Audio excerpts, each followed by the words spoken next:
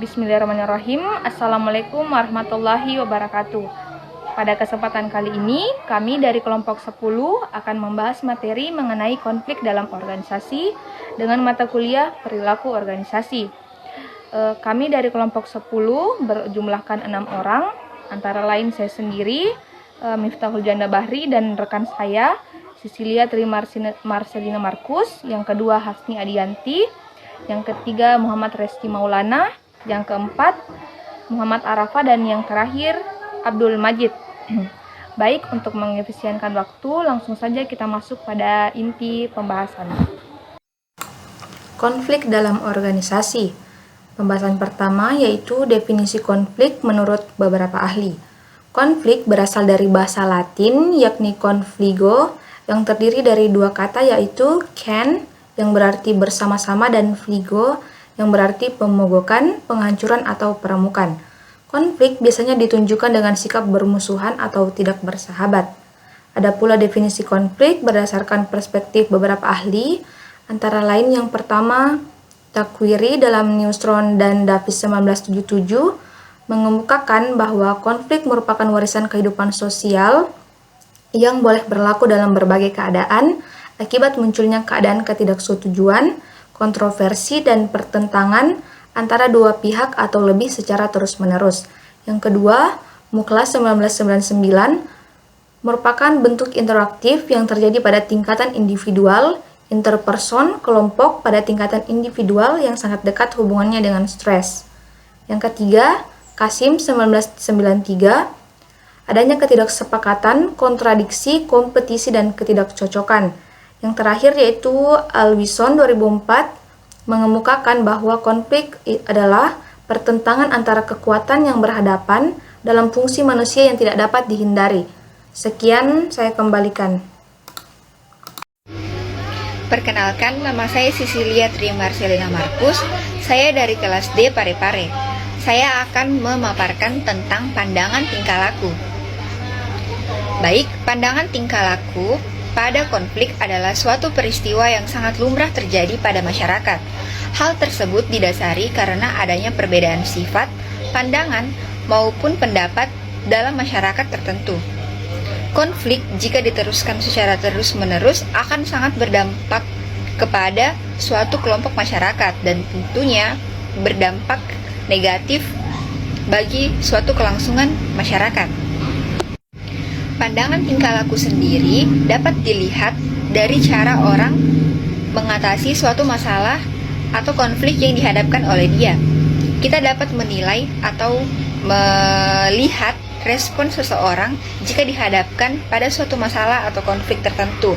Dari situ, kita dapat melihat pandangan tingkah laku atau secara respon apa yang akan dia berikan untuk penyelesaian konflik atau masalah tersebut. Assalamualaikum warahmatullahi wabarakatuh. Perkenalkan, nama saya Hasni Adianti, NIM 21N06N0555 2N01N0, kelas D, Prodi Ilmu Administrasi Negara, Fakultas Ilmu Sosial dan Hukum, Universitas Negeri Makassar, Angkatan 2021. Baik, pada kesempatan kali ini saya akan memaparkan mengenai bentuk-bentuk konflik dalam organisasi. Nah, secara umum bentuk-bentuk konflik dalam organisasi itu terbagi menjadi 4 bentuk. Yang pertama, konflik hierarki. Konflik hierarki ini bentuknya berurutan, seperti atasan dan bawahan. Terjadi konflik antara keduanya, contohnya nih ya, stafnya melakukan kesalahan dalam penginputan data, maka itu dapat menimbulkan amarah dari atasannya sehingga terjadi konflik antar keduanya. Yang kedua yaitu konflik line staff. Konflik line staff ini akan adanya perbedaan perspektif dan persepsi antara para staf di dalam organisasi tersebut.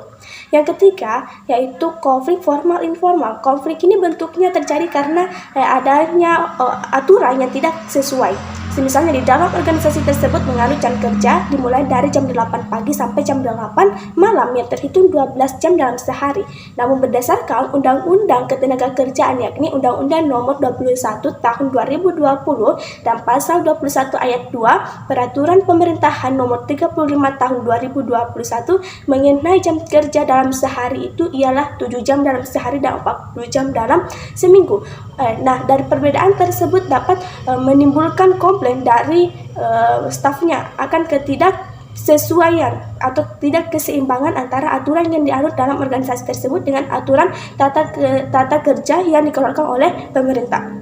Yang keempat, yaitu konflik peranan. Konflik peranan ini terjadi karena seseorang memegang dua karakter yang memiliki tupoksi yang berbeda. Oleh karena untuk menanggulangi konflik di dalamnya, maka seseorang yang memegang dua karakter harus memiliki skill, kemampuan dalam memanage waktu, pikiran, dan tenaganya. Nah, itulah bentuk konflik secara umum. Ada pula nih bentuk konflik menurut Indra Wijaya tahun 1989 dalam bukunya halaman 171. Beliau ini membagi bentuk konflik menjadi 3. Yang pertama itu konflik individu. Seperti yang kita ketahui bahwasannya di dalam sebuah organisasi pasti memiliki individu-individu yang memiliki pikiran, perspektif, persepsi yang berbeda-beda, dan juga tentunya adanya bentuk persaingan antar individu. Karena salah satu penyebab adanya konflik yaitu adalah persaingan. Selain itu, konflik juga terjadi dalam diri sendiri karena bimbang antara memilih itu atau yang ini, memilih tujuan seperti apa yang ingin direalisasikan. Yang kedua, konflik kelompok. Konflik kelompok ini awalnya timbul karena adanya konflik individu yang melibatkan kelompok. Yang ketiga, konflik organisasi. Konflik organisasi ini sama dengan konflik kelompok, di mana awal mulanya disebabkan oleh konflik individu yang kemudian membawa nama organisasinya. Selain tersebut, ada pula subdivisi. Konflik antara subdivisi, memang mereka memiliki tujuan yang sama tetapi kadangkala memiliki metode dan cara untuk mencapai tujuan tersebut berbeda-beda. Nah, selain menurut Bapak Indra Wijaya, ada pula nih menurut Bapak Rekso Hadiprojo dan Handoko tahun 1983 dalam bukunya halaman 122. Mereka ini membagi bentuk-bentuk konflik menjadi 4. Yang pertama itu konflik peranan yang terjadi dalam diri seseorang karena tidak dapat menerima aturan yang berlaku dalam organisasi tersebut. Konflik ini terjadi karena misalnya atasan mengeluarkan sebuah aturan tetapi tidak dapat diterima oleh bawahannya, sehingga dapat menimbulkan percik-percik perselisihan atau konflik di antara mereka. Yang kedua, konflik peranan yang terjadi karena seseorang harus menghadapi dua persoalan yang memiliki fungsi dan tanggung jawab yang berbeda. Ini sama dengan konflik peranan di bentuk konflik umum secara umum tadi yang telah saya paparkan. Misalnya, contohnya nih seseorang tersebut menjadi mandor. Nah, di sisi lain, beliau juga menjabat sebagai ketua serikat pekerja. Kedua pekerjaan ini, kedua karakter ini memiliki peran yang sama-sama pentingnya. Dan seseorang tersebut mesti bertanggung jawab di semua peranan yang dipegangnya. Nah, untuk menanggulangi konflik terjadi di dalamnya, maka seseorang tersebut harus dapat mampu memanage segala tanggung jawabnya di kedua peranannya tersebut. Yang ketiga, yaitu konflik yang terjadi karena seseorang harus memenuhi harapan orang lain. Contohnya seperti Bapak Rektor yang harus memenuhi segala kebutuhan dari dekan-dekan fakultas. Nah, contoh lainnya juga yaitu Dewan Perwakilan Rakyat harus memenuhi segala kebutuhan para masyarakatnya. Karena seperti yang kita ketahui bahwasanya DPR, Dewan Perwakilan Rakyat adalah wadah untuk menampung dan merealisasikan segala aspirasi yang dikeluarkan oleh masyarakatnya. Dan apabila aspirasi tersebut adalah hal yang baik untuk kedepannya. Nah, yang keempat atau yang terakhir itu konflik yang terjadi karena informasi yang keluar bertentangan dengan kebenaran. Contohnya di dalam perusahaan tersebut muncul sebuah informasi bahwasanya direktur melakukan korupsi, namun secara dianalisis, diteliti, ditindaklanjuti ternyata informasi itu hoax atau tidak benar apa adanya. Maka untuk menanggulangi hal tersebut terjadi, maka organisasi atau perusahaan itu mesti memiliki sistem informasi yang baik serta transparansi.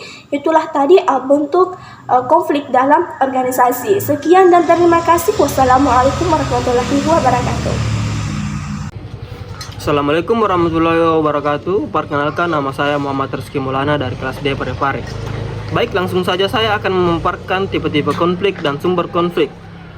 Tipe-tipe konflik sebagai berikut. Pertama, pribadi. Pribadi yaitu harga diri seseorang dapat menjadi konflik, melibatkan firasat dan emosi. Misalnya, bekerja dengan orang yang dianggap tidak cocok dapat menyebabkan konflik. Kedua, konflik bukan pribadi. Akibat ketidakcocokan dengan lingkungan yang bukan orang. Ketiga, inner conflict, kesulitan diri mengambil keputusan. Keempat, intergroup out conflict, terjadi karena perbedaan tujuan antar departemen dalam organisasi. Sumber munculnya konflik dapat disebabkan oleh sebagai berikut.